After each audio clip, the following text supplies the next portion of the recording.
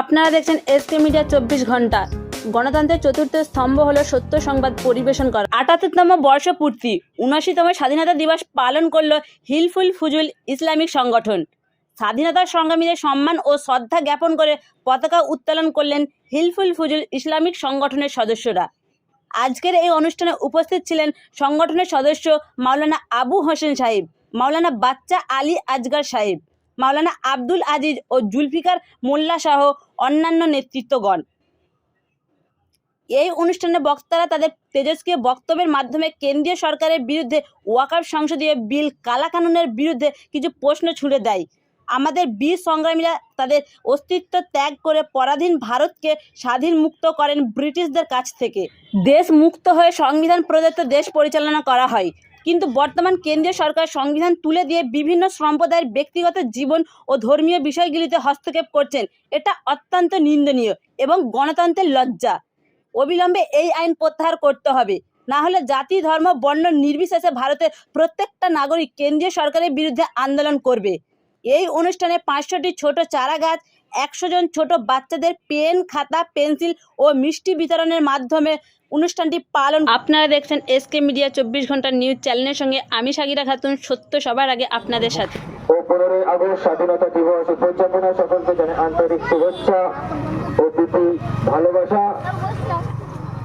আমরা সকলকে অবগত করছি যে 1947 সাল 15 আগস্ট ভারতবর্ষ স্বাধীন হয়েছিল, কিন্তু বর্তমান সময় আমরা খুব দুঃখের সঙ্গে জানাই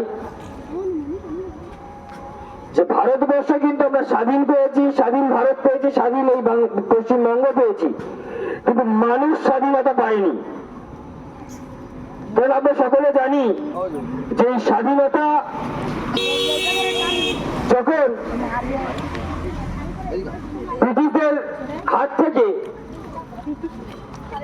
সেরকম ক্ষুদিরাম বসু থেকে শুরু করে মৌলানা আব্দুল কালাম আজাদ, মৌলানা আশরাফুল্লাহ থেকে শুরু করে একাধিক শহীদদের প্রণাম ও শ্রদ্ধা জানাই।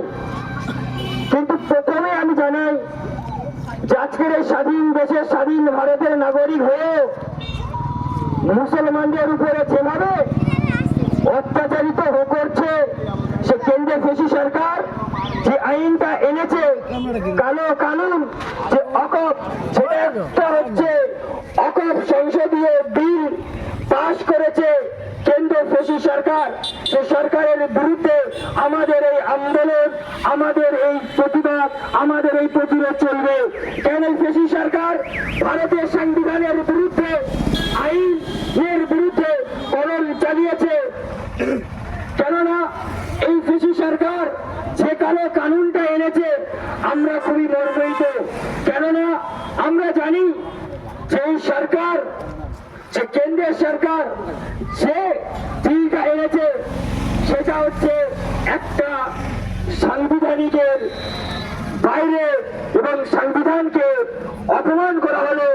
যেভাবে এই সংবিধানকে অপমান করলো এই ফেসি সরকার, আজ এই স্বাধীনতা দিবস উপযাপনা থেকে শপথ নিলাম যে আগামী দিন হিলফুল ফুজুলের সংগঠনের পক্ষ থেকে এক বৃহত্তম আন্দোলন, যে ফেসি সরকার, যে কেন্দ্র সরকার, যে মোদী অমিত শাহ সরকার, যে স্বাধীনতা পতাকা আজকের আমরা তুলছি, কিন্তু এই স্বাধীনতার পতাকা তুলে যখন বাড়িতে যাব তারপর আমার মসজিদ, আমার মাদ্রাসা, আমার গির্জা, আমার রুজুখানা থেকে শুরু করে আমার মক্তব, যে সরকার আঙুল তুলছে সে সরকারের বিরুদ্ধে আমাদেরকে গর্জে উঠতে হবে।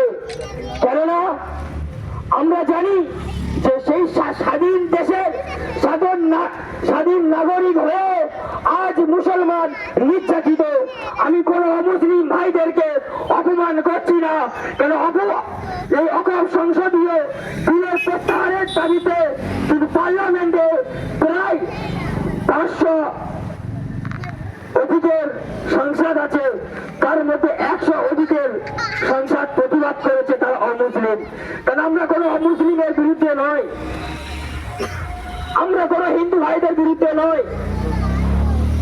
কেননা আমার মসজিদকে ভাঙবে, আমার মাদ্রাসাকে ভাঙবে, আর আমরা 21 বছরের হাফেজ তরুণ তেজি যুবক একজন নাম হচ্ছে হাফেজ আশফাকুল্লাহ, তিনিও কিন্তু রক্ত দিয়েছিল।